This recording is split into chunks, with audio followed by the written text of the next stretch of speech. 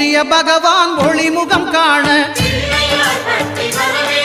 அங்கு கற்பக தருவின் நெற்றியில் மலரும்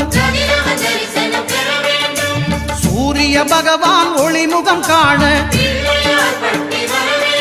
அங்கு கற்பக தருவின் நெற்றியில் மலரும்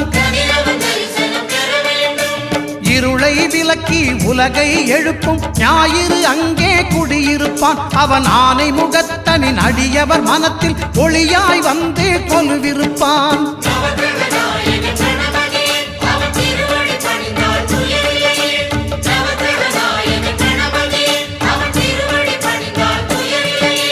ஒன்பது கோளும் ஒன்றாய் காண